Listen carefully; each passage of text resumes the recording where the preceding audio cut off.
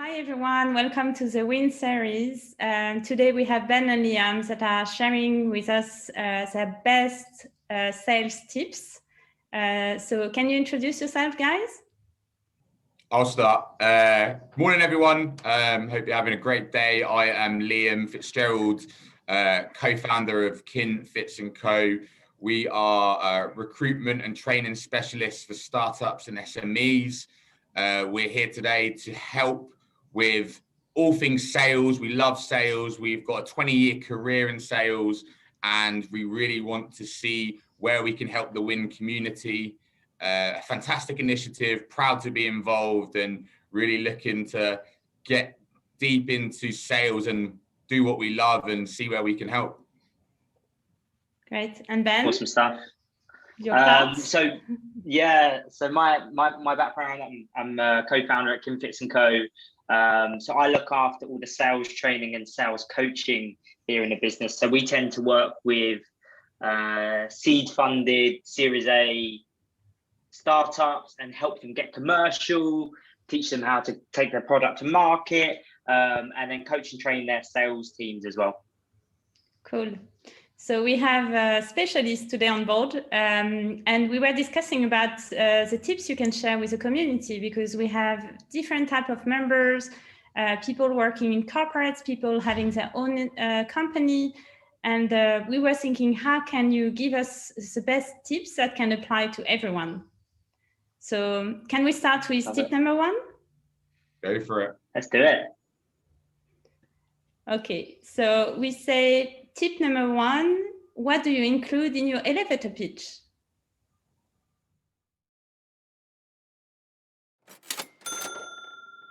I guess if you define the elevator pitch, picture yourself in a lift, going up, pressing the button, and you're looking at someone and want to talk to them about your business. So you've only got a short period of time to really define what your business does and how you can help people. So it's quite critical to get the content right.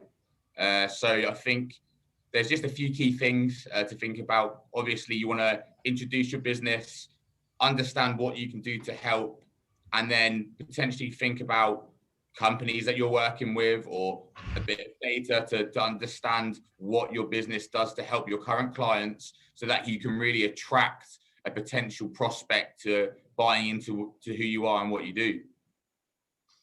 Yeah, and I think I would just add a couple of things to that. Remember that your potential customer won't understand necessarily all the jargon around your business. So try and keep it as simple as possible. If you picture yourself in the lift with maybe a 12 or 13-year-old, they would have to understand what your business does, regardless if they understand your industry or not. So when you're delivering your elevator pitch, it has to be simple enough for almost anyone to understand.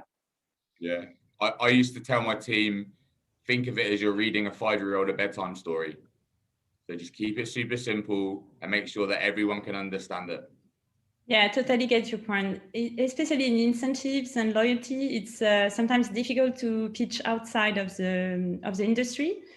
So it's always a challenge to make sure that everyone understands and is at the same level of understanding. And what are the don'ts then? What you would not recommend for an elevator pitch? Loads of technical features. So your customers don't care about the features or the certain things that you deliver. They care about the benefit to them. So what's the benefit to your customer by them using your business? Yeah, I think to add as well, most elevator pitches that are wrong are just too long. And it's like that elevator is 1,000 floors. So it's just about having that kind of 10 to 20 seconds.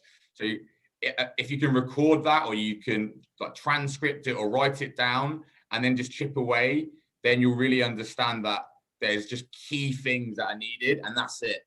And then it's about going into a structure to understand really how you can help your client. Yeah, and my final point on it is just everyone in your team should have the same elevator pitch. So your customer should know what your business does, regardless of who they speak to. Everyone should be talking about your business in the same way. Yeah, that is absolutely huge, I think.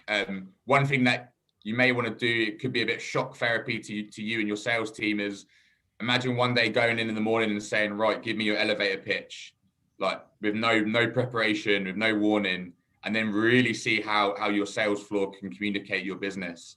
Could be good, a good idea, could be a horrible idea, but it's definitely something to think about. No, definitely. And it's great because we go to tip number 2, right? Summarize.